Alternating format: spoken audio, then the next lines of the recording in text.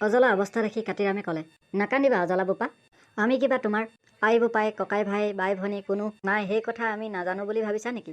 চিন্তা নকৰিবা, আমি আছোঁ নহয়, আমাকে আই বোপাই বুলি ভাবিবা। অজলা বোপা, আমি ভাল দিন বাৰ এটা চাই চিতি তোমাক লৈ যামহি। কাপোৰ কানি তুমি গোটাব নালাগে, আমি সকলো লৈ আহিম বোপা। বান্ধৈ চোতালতে ৰূপালীৰ লগত তোমাৰ বিয়াখন পাতিম, ৰাইজৰ আশীৰ্বাদ ল'ম। কাতিৰামৰ কথা শুনি অজলাই ক'লে, হ'ব দেউতা হ'ব, আপোনালোকে কোৱা মতেই হ'ব। মই অজলাই আজিলৈকে কাকো না বোলা নাই, আপোনালোকক না বুলিমনে?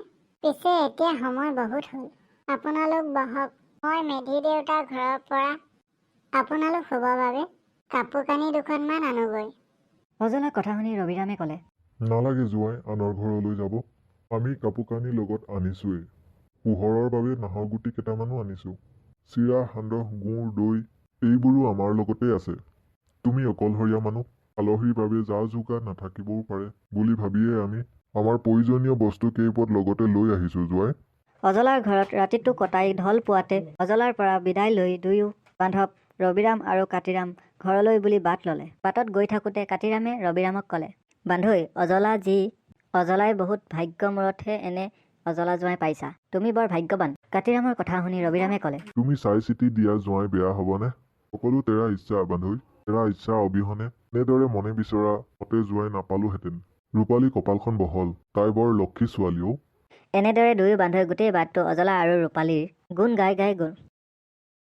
ঘৰলৈ আহি ৰবিৰামে ঘৈণীয়েক ৰহিমলাক ক'লে, বুজিছা ৰহিমলা, জোঁৱাই একেবাৰে সহজ সৰল, বুদ্ধিটো একেবাৰে ভোটা, অজলা যি একেবাৰে অজলাই। বহুত ভাগ্য বলতহে এনেকুৱা অজলা জোঁৱাই এটা পাইছোঁ। গোসাঁই ঘৰত বন্তি এগছি জ্বলাই নাম এষাৰ পাতিম বুলি টোপোলা এটা আগবঢ়োৱা। বাপেক মাকৰ কথাবোৰ শুনি ৰূপালী মনত অপাৰ আনন্দৰ। তাই ভাবিলে, হওক তেওঁ অজলা মানুহ, এতিয়া নিজৰ মতে চলাব পাৰিম। মৰম চেনেহে ৰাখিলে সকলো কথা শুনিব।